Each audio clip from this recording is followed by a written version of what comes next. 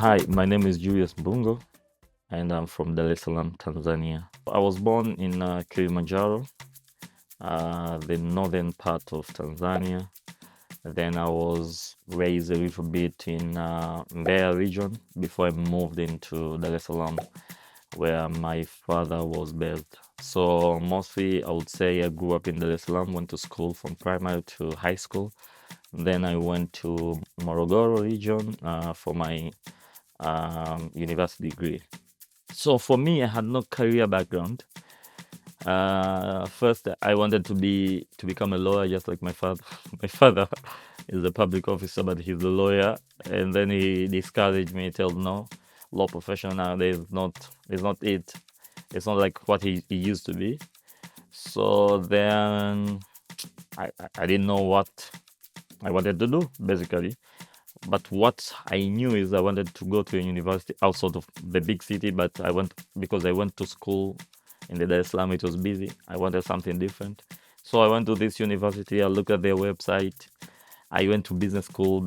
At least I had picked interest in business. So I looked for the course with a very long title, and I went for it. So it was 2015, early on 2015, before we graduated from college. So before you graduate, you go to do an internship or a field attachment, like you work in a real environment, whether private or government. So I was placed in a government institution responsible for procurement services for other government institutions. So when I was there, I never really liked it. The working condition from the employees. And first of all, it was very difficult for me to get even an internship. I had to call a lot of people. My father had to talk to a lot of his friends. It was very difficult. I didn't like the experience. So working there, it was very difficult because they were not paying us a dime, even a transport money. And sometimes even some of the employees were struggling with even lunch. And I was like, no, this is not something that I envisioned for myself.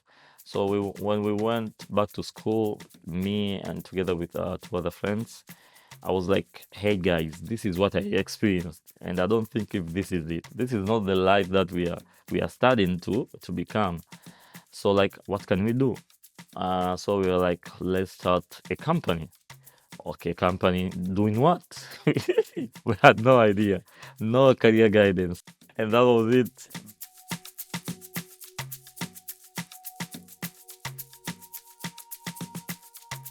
I was very sick when I was young, so my grandmother from my dad's side decided that I should move to Mbeya where she was based. Yeah, that experience kind of gave me sort of insights of what people go through when their health conditions are not all right. And it also helped me to take my lifestyle very seriously and also to be thankful that I'm healthy and I am able to do everything that I can. I never used to sleep. I never used to sleep. I was crying the whole night. By that time, we have tried everything, including a lot of witch doctors, but I was not able to be cured.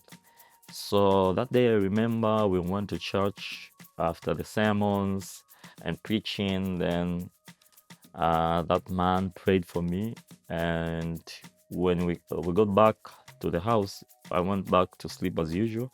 That night, I did not cry. I just slept for a very long time. I woke up around noon, and everybody was like, "What's happening today? Why did you not cry?" I was like, "Whatever that I had, it got away the moment I was praying there," and everybody was like, "Oh, nice."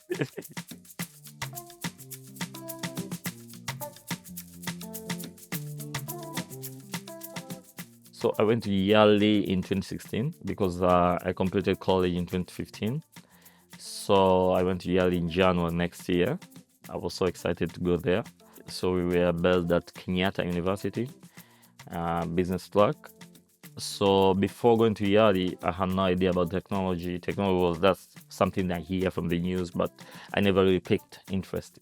When I got there, everyone from Nairobi, and was speaking about AI, machine learning, and these were like new terminologies to me. Like they were speaking Greek or something. I was like, what is this? So I had to learn very, very quick and adapt.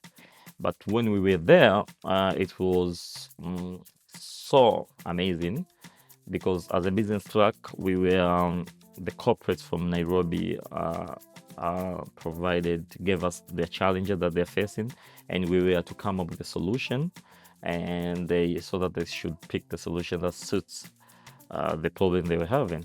And luckily enough, me and together other fellows from Kenya, Ethiopia, and Uganda, we are the winner for the whole cohort.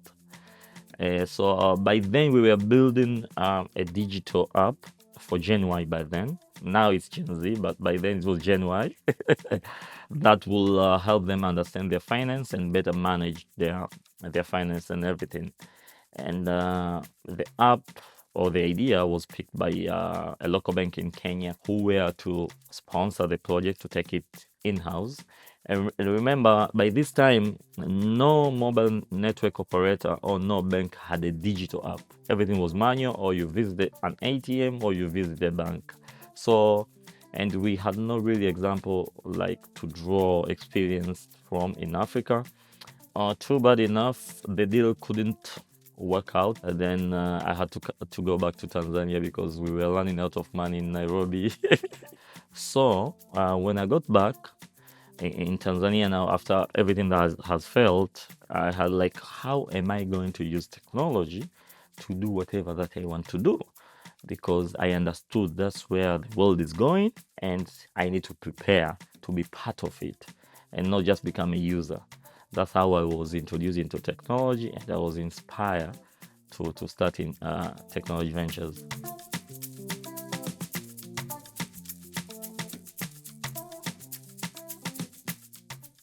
Of course, a lot of surprises because most of them, because there's no standard. For example, pricing issue. Pricing is very complicated. Unlike the more developed economies like the US or Europe, where you charge on hourly basis, for us you can't do that because of how people are accustomed.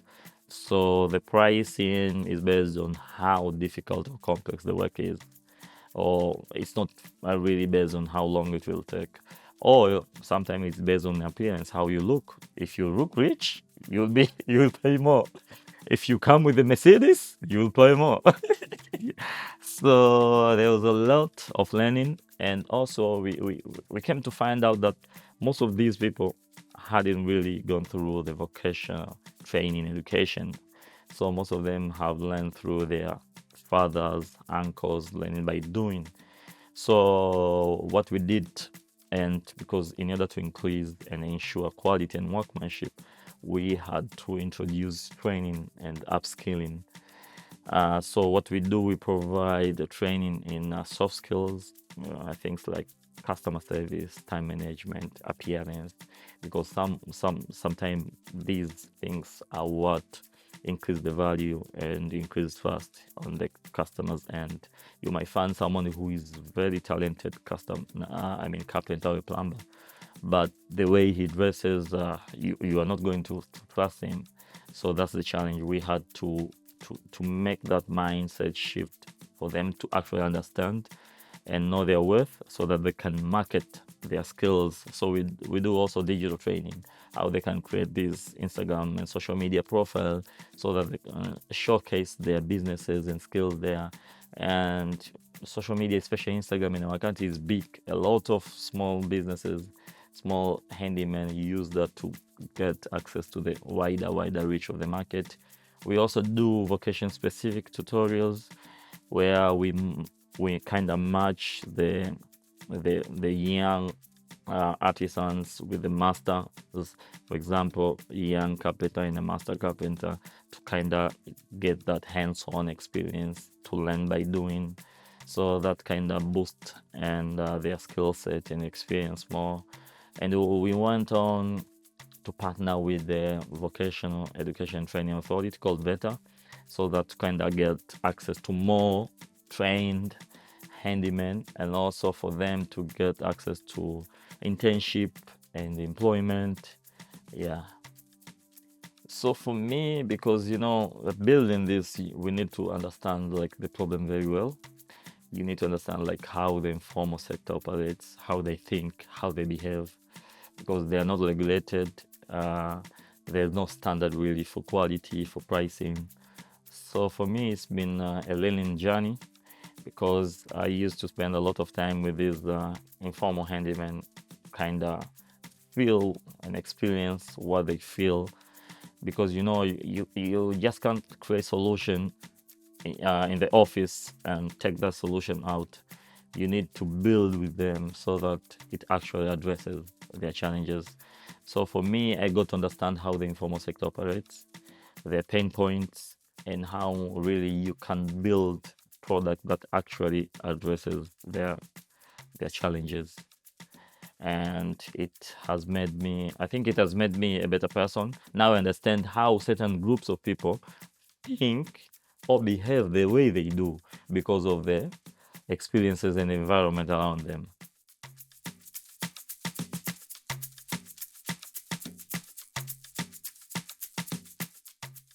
I think it's captivating. I never imagined it will be like this, because without YALI, uh, I don't know if I will be in the technology right now. Maybe I would have taken a very long time to arrive where I am right now, because it was YALI where I was introduced into technology back then in 2016. So YALI kind of gave me a platform to learn, to explore my potential, and to know myself, and to know the power that I have to make the world a better place. So I think YALI was very instrumental for my entrepreneurship journey.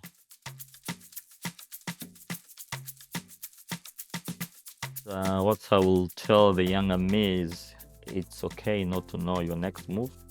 It's okay to worry. It's okay to not be sure of where you wanna go or what you want to be. And it's better find help from the mentors or anything you can. And once you have found what you wanna do, just trust on yourself, trust your instinct, get help, learn a lot, and learn a lot. Do a research, proper research of what you want to do. Talk to people. Don't be afraid. Seek help. Like me, I didn't talk with my father for almost 3 months because they wanted me to get employed, and I didn't want that to myself. And everybody at home, they understand what I wanted to do. But today they are very proud of me, of what I have actually managed to accomplish. So believe in yourself, believe in your idea. You might be the only one with that idea. It doesn't matter if no one else has done what you want to do. Just trust in yourself and have that ultimate confidence in yourself, and never limit your imagination, because the world is just free. Anything can come out. Everybody you know that has made anything, from Apple, Google, they are not different from you. So you can actually build something that people can actually use, and believe in the higher power, whatever that means to you.